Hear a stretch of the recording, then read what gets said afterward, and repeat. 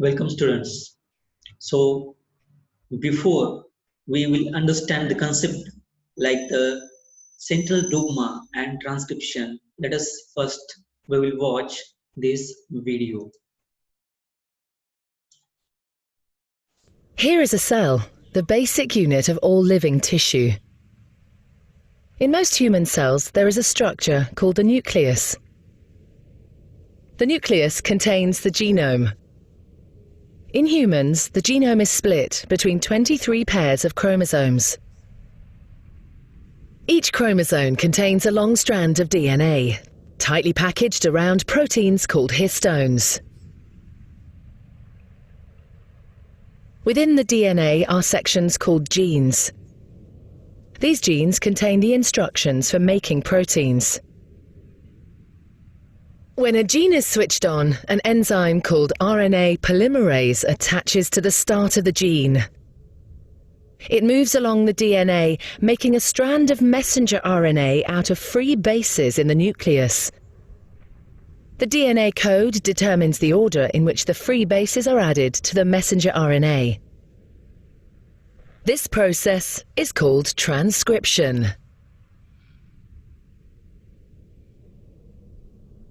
Before the messenger RNA can be used as a template for the production of proteins, it needs to be processed.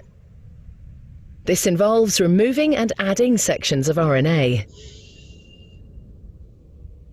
The messenger RNA then moves out of the nucleus into the cytoplasm.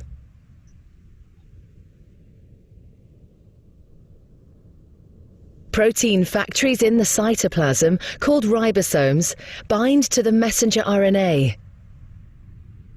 The ribosome reads the code in the messenger RNA to produce a chain made up of amino acids.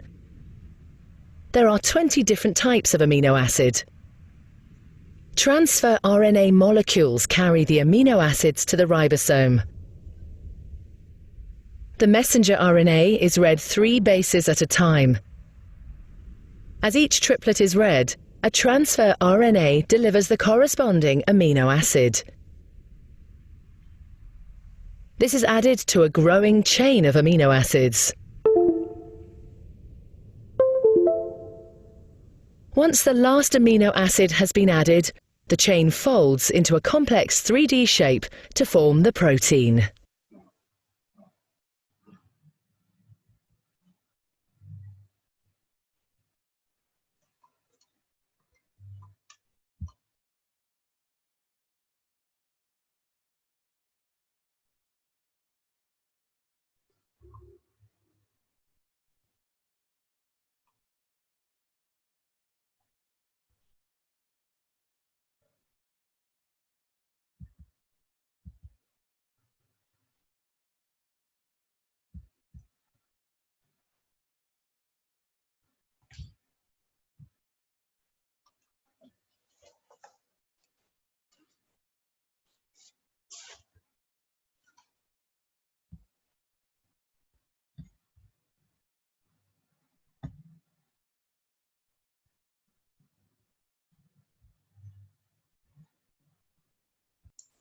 So you must have seen this video. Now let us memorize sub-concepts so that you can understand the central dogma and transcription. So या ठिकाणी animal sale दाखवलेली आहे आणि animal sale जे आहे त्याच्यामधला हा nucleus आहे.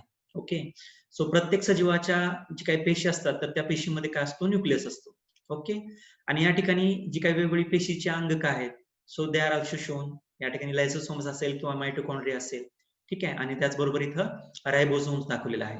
तर आता पेशीमध्ये असणारे हे जे अंगक आहे रायबोझोम, तर याला प्रथिन तयार करण्याची फॅक्टरी असं म्हणतात. म्हणजे ते प्रथिन तयार करण्याचं काय कारखाना, जसं साखर तयार करण्याचा कारखाना असतो तसा पेशीमधला प्रथिन तयार करणारा कारखाना म्हणजेच कोणता अंगक आहे त्या पेशीचं रायबोझोम हे जे अंगक आहे तर ते आहे.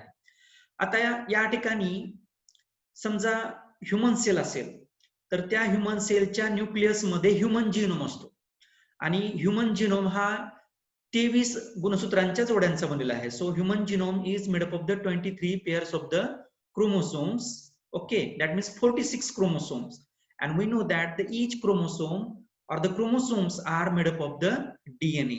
Okay, they are made up of the molecules of the DNA, and we know that. So now before we will learn about DNA, some information. So the process of the transcription is completed in the nucleus of the cell. Okay, तर ही जी प्रतिलेखनाची जी प्रक्रिया असते तर ती कुठं पूर्ण होते? Nucleus मध्ये पूर्ण होते. आता प्रतिलेखन याचा अर्थ काय आहे? आरएनए, mRNA तयार करण्याची प्रक्रिया. तर ती जी आहे ती न्यूक्लियस मध्येच होते.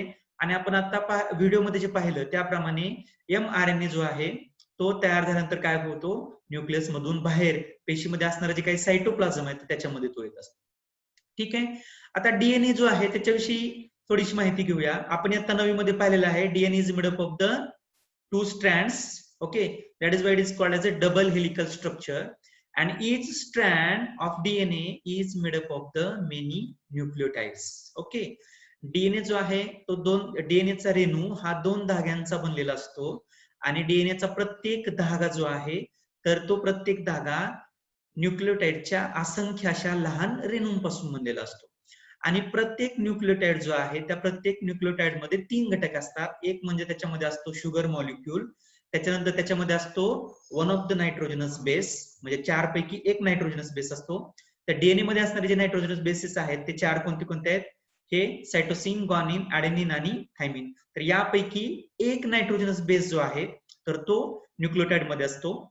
आणि तिसरा कॉम्पोनंट जो आहे त्याच्यातला तर तो असतो फॉस्फोरिक ऍसिड. ओके, तर अशा न्यूक्लियोटाइडच्या असंख्य अशा रेणूंपासून डीएनएचा धागा जो आहे तो बनलेला असतो आणि असे 2 धागे डीएनए मध्ये असतात. त्याचबरोबर आता 9वी मध्ये तुम्ही आरएनए चे प्रकार बघितलेले आहेत. आरएनए चे 3 प्रकार आहेत, आरआरएनए, एमआरएनए आणि टीआरएनए. तर हे सर्व तुम्ही माहिती जी आहे ती वाचलेली असेल. So now will learn about the central dogma. Okay, with the help of RNA, the genes present in the form of DNA. म्हणजे डीएनए जी जनुक आहेत पहा, म्हणजे डीएनए मध्ये असणारी जी जनुक आहेत ती जनुक आरएनएच्या मदतीने they participate in the functioning of the cell. ती काय करतात? पेशींच्या कार्यामध्ये सहभाग घेतात. and thereby they control the structure and functioning of the body. आणि सजीवाच्या शरीराची रचना आणि त्याचं कार्य जे आहे तर त्याच्यावरती नियंत्रण ठेवतात. We know very well that the smallest unit of a body of an organism is a cell. Okay, so the function of the cell is controlled by the DNA. So the genes which are present in the form of a DNA, म्हणजे DNA जनुक जे आहेत की डीएनएच्या रूपामध्ये असणारी जी जनुक आहेत तर ती काय करत असतात? आरएनएच्या मदतीनं पेशीच्या कार्यामध्ये सहभाग घेतात आणि अशा पद्धतीनं ती सजीवाच्या शरीराची रचना आणि कार्य याच्यावरती नियंत्रण ठेवतात. Information about protein synthesis is stored in the DNA. Okay, तर प्रथिन तयार करण्यासंदर्भातली सगळी माहिती जी आहे ती कुठं साठवून ठेवलेली असते? डीएनए मध्ये साठवून ठेवलेली असते. So I will tell you one more thing. So what is mean by gene? The fragment of a DNA molecule is called as a gene. तर डीएनएचा जो काही खंड आहे त्याचा तुकडा आहे त्याला जनुक असं म्हणतात. आणि प्रत्येक जनुकामध्ये एक विशिष्ट प्रकारचं प्रथिन तयार करण्यासंदर्भातली सगळी माहिती साठवून ठेवलेली असते. ओके, तर information about protein synthesis is stored in the DNA. So we can say that a particular gene and synthesis of appropriate proteins as per the requirement is necessary for the body. Okay, आणि ज्यानुसार सजीवांच्या शरीराला गरज आहे प्रथिनांची आणि योग्य त्या वेळी तर योग्य त्या वेळी योग्य त्या प्रमाणामध्ये प्रथिन तयार होणं हे त्या सजीवाच्या शरीरासाठी आवश्यक असतं. आणि मग अशी प्रथिनं जी आहेत तर ती तयार केली जातात आणि ती प्रथिन तयार करण्यासंदर्भातली सगळी माहिती कुठे असते? डीएनए मध्ये असणाऱ्या जनुकांमध्ये. So these proteins are synthesized by the DNA through the RNA. मग अशी प्रथिनं जी आहेत तर अशा प्रथिनांचं संश्लेषण हे डीएनए मुळे आरएनएच्या माध्यमातून होतं. Okay, so the proteins are synthesized by the DNA through the RNA. So this process is called as a central dogma. तर डीएनए मुळे आरएनएच्या मदतीनं प्रथिन तयार होण्याची जी प्रक्रिया आहे त्याला आपण काय म्हणतो? Central dogma. So you have to remember what is meant by central dogma. The proteins are synthesized by the DNA through the RNA, and this process is called as a central dogma. So now let us try to understand what is meant by transcription. As I have already taught you that the process of the transcription is completed in the nucleus of the cell of every living organism. Okay. mRNA is produced as per the sequence of the nucleotides on the DNA. Only one of the two strands of the DNA is used in this process. Okay. Now observe this diagram. You know that the DNA is made up of the two strands. Okay. DNA चा रेणू हा दोन धाग्यांचा बनलेला असतो. So let us see here. It is the two strands of the DNA. So this is one strand and this is the second strand. Okay. So this is the two strands are shown here. Okay. Let us see, this is the first strand of the DNA and this is the second strand of the DNA. So when mRNA is produced, only one of the two strands of the DNA is used in this process. mRNA तयार होण्याची जी प्रक्रिया आहे, या प्रक्रियेमध्ये डीएनएच्या दोन धाग्यांपैकी फक्त एका धाग्याचा उपयोग हा mRNAच्या निर्मितीसाठी केला जातो. आणि ज्या वेळेला mRNAची निर्मिती होते त्यावेळेस डीएनए वरती असणारा जो काही न्यूक्लियोटाइडचा सिक्वेन्स आहे, आता न्यूक्लियोटाइड म्हणजे काय आपण पाहिले की त्याच्यामध्ये न्यूक्लियोटाइड जे आहे त्याच्यामध्ये तीन कॉम्पोनंट असतात, शुगर मॉलिक्यूल, फॉस्फोरिक ऍसिड आणि one of the nitrogenous base. तर या ठिकाणी जे नायट्रोजनस बेसेस दाखवलेले आहेत तर ते आपण एक न्यूक्लियोटाइड आहे असं कन्सिडर करू शकतो. ठीक आहे, या ठिकाणी आपण ते कन्सिडर करू. तर हा जो काही न्यूक्लियोटाइडचा सिक्वेन्स जो आहे जो की डीएनएच्या धाग्यावरती आहे, तर त्या न्यूक्लियोटाइडच्या सिक्वेन्स नुसार mRNAची निर्मिती केली जात असते. Okay. The sequence of the nucleotides in mRNA being produced is always complementary to the DNA strand used for the synthesis. याचा अर्थ असा की mRNA ची निर्मिती करण्यासाठी डीएनएच्या दोन धाग्यांपैकी ज्या धाग्याचा उपयोग हा केला जात असतो, तर त्या धाग्यावरती असणारा जो काही न्यूक्लियोटाइडचा क्रम आहे तर त्याच्या पूरक क्रम असलेला जो काही त्याचा पूरक क्रम असणारा mRNA जो आहे तो त्याच्यामध्ये तयार केला जातो. म्हणजे डीएनएच्या ज्या धाग्याचा उपयोग केला जातोय त्याच्यावरती जो न्यूक्लियोटाइडचा क्रम आहे त्याचा पूरक क्रम जो आहे तो कशावरती येतो, mRNA वरती येतो. Okay.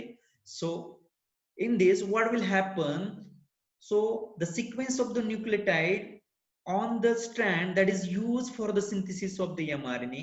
So the mRNA being produced, what happens that the sequence that is on the DNA, so the sequence which is on the mRNA, that is the complementary to the sequence of the nucleotides on the strand of DNA that is used for making the mRNA. याचा अर्थ असा की DNA चा जो धागा mRNA ची निर्मिती करण्यासाठी वापरला जातोय, तर डीएनएच्या धाग्यावरती असणारा जो काही न्यूक्लियोटाइडचा क्रम आहे तर त्याच्या पूरक क्रम जो आहे तो कशावरती तयार होत असतो, mRNA वरती तयार होत असतो. ठीक आहे.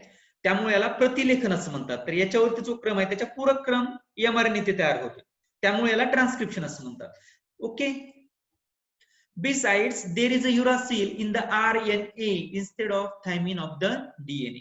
आता डीएनए जो आहे त्याच्यामध्ये 4 नायट्रोजनस बेसेस असतात, ऍडेनिन, ग्वानिन, थायमिन आणि सायटोसिन. तर डीएनए मध्ये थायमिन असतं तर त्याच्याऐवजी जो आरएनए तयार होत असतो किंवा आरएनए जो असतो त्याच्यामध्ये काय असतं, युरासिल हा नायट्रोजनस बेस त्याच्यामध्ये असतो. ओके. या ठिकाणी आपण पाहूया. पहा, तर या ठिकाणी तुम्हाला थायमिन दिसेल. कशामध्ये? डीएनएचा जो आहे त्याच्यामध्ये थायमिन हा नायट्रोजनस बेस असतो, पण mRNA जो आहे किंवा तयार होणारा जो आरएनए आहे त्याच्यामध्ये थायमिन नसतो, तर त्याच्यामध्ये थायमिनच्या ऐवजी काय असतो, युरासिल असतो. Okay. There is a uracil in the RNA. This process of RNA synthesis, that is the mRNA synthesis, is called as transcription. तर ही जी प्रक्रिया आहे आरएनए तयार होण्याची, या प्रक्रियेला प्रतिलेखन असं म्हणतात. आणि ही सर्व प्रक्रिया कुठं होते, तर पेशीच्या जो काही न्यूक्लियस आहे म्हणजे केंद्रक आहे तर त्या पेशीच्या केंद्रकामध्ये ही प्रक्रिया पूर्ण होते. So the process of transcription is completed in the nucleus of the cell. And what is transcription? The process of RNA synthesis is called as a transcription. Okay, so one of the strand of the DNA is used for making the mRNA, and the mRNA strand being produced having the sequence of the nucleotide that is the complementary to the sequence of the nucleotide on the DNA. The mRNA form in the nucleus comes in the cytoplasm, as just now we have seen in the video. When the mRNA is formed in the nucleus, it comes in the cytoplasm. Okay, now it comes in the cytoplasm. एकदा का mRNA तयार झाला nucleus मध्ये की त्याच्यानंतर तो कुठे येतो, पेशीद्रव्यामध्ये येतो, सायटोप्लाझम मध्ये येतो. आणि तो येत असताना काय करतो, it brings in the coded message from the DNA. त्या डीएनए वरती संकेताच्या रूपामध्ये जो काही संदेश आहे तर तो संदेश काय करतो, न्यूक्लियस मधून बाहेर घेऊन कुठे येतो, सायटोप्लाझम मध्ये. याचा अर्थ तो पेशीद्रव्यामध्ये तो मेसेज घेऊन येतो. The message contains the codes for the amino acids. We know that for the formation of the proteins, the amino acids are required. आपल्याला माहित आहे की प्रथिन तयार करण्यासाठी अमिनो आम्लांची आवश्यकता असते. आणि ज्यावेळेस mRNA न्यूक्लियस मधून पेशीद्रव्यामध्ये येतो तर तो काय करतो, संदेश घेऊन येतो. आणि हा संदेश जो आहे तो कशाच्या रूपामध्ये असतो, संकेताच्या रूपामध्ये असतो, कोड्सच्या रूपामध्ये असतो. आणि त्याच्यामध्ये कशाच्या संदर्भातले संकेत असतात, तर कोणता अमिनो आम्ल तयार करायचा आहे तर त्याच्या संदर्भातले संकेत हे त्या mRNA जो आहे तो न्यूक्लियस मधून सायटोप्लाझम मध्ये येत असताना घेऊन येतो. So the message contains the codes for the amino acids. The code for each amino acid consists of 3 nucleotides. प्रत्येक अमिनो आम्लासाठी असणारा जो काही कोड आहे, संकेत आहे, तर तो 3 न्यूक्लियोटाइड पासून बनलेला असतो. किती न्यूक्लियोटाइड पासून बनलेला असतो, 3 न्यूक्लियोटाइड. म्हणजे प्रत्येक अमिनो आम्लासाठी असणारा जो काही संकेत आहे तो 3 न्यूक्लियोटाइडच्या संचाच्या रूपामध्ये असतो आणि त्याला ट्रिपलेट कोडॉन असं म्हणतात. Okay, so the code for each amino acid consists of 3 nucleotides and it is called as triplet codon. Okay, I will show you. See here.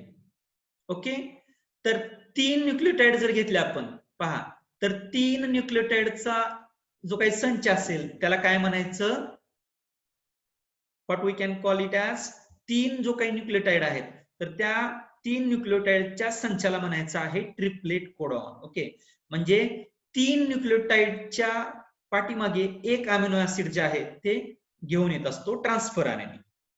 So I think you must have understood what is mean by the triplet codon. So the scientist, that is the Dr. Hargobind Khurana, a scientist of an Indian origin, has made an important contribution in the discovery of triplet codons for 20 amino acid. तर 19 amino आम्ल जे आहेत ती शोधली गेलेली आहेत आणि त्या 20 अमिनो आम्लासाठी असणारे जे काही ट्रिपलेट कोडॉन्स आहेत तर ते सगळं शोधण्याचं काम जे आहे ते भारतीय वंशाचे शास्त्रज्ञ ज्यांचं नाव आहे डॉक्टर हरगोविंद खुराना यांनी ते काम इतर 2 त्यांच्या सहकारी वैज्ञानिकांबरोबर पूर्ण केलेलं आहे. आणि या त्यांच्या अमूल्य किंवा अतुल्य अशा कामगिरीबद्दल त्यांना 1968 सालाचं नोबेल पारितोषिक मिळालेलं आहे. So for this work Dr. Khurana has been awarded with the Nobel Prize in the 1968 along with the 2 other scientists. So they have found the triplet codons for 20 amino acid, म्हणजे 20 amino आम्लासाठी असणारे जे काही triplet codons आहेत तर ते शोधण्याचं काम हे यांनी केलेलं आहे. So in this video we had learned the concept of central dogma. So what is mean by central dogma? Very simple, the synthesis of a protein by the DNA through the RNA. म्हणजे DNA मुळे आरएनएच्या मदतीनं प्रथिने तयार होण्याची जी प्रक्रिया आहे त्याला सेंट्रल डोग्मा असं म्हणतात. And then we had also learned what is mean by transcription. Okay, what is mean by transcription? Very simple, the synthesis of RNA. Okay, तर RNA तयार होण्याची जी प्रक्रिया आहे, तर या प्रक्रियेलाच आपण काय म्हणतो, ट्रान्सक्रिप्शन असं म्हणतो. And that process is completed in the nucleus of the cell of any living organism. So the next concepts that is the, I think, translation and the translocation that we will learn in the next video. So thank you all of you.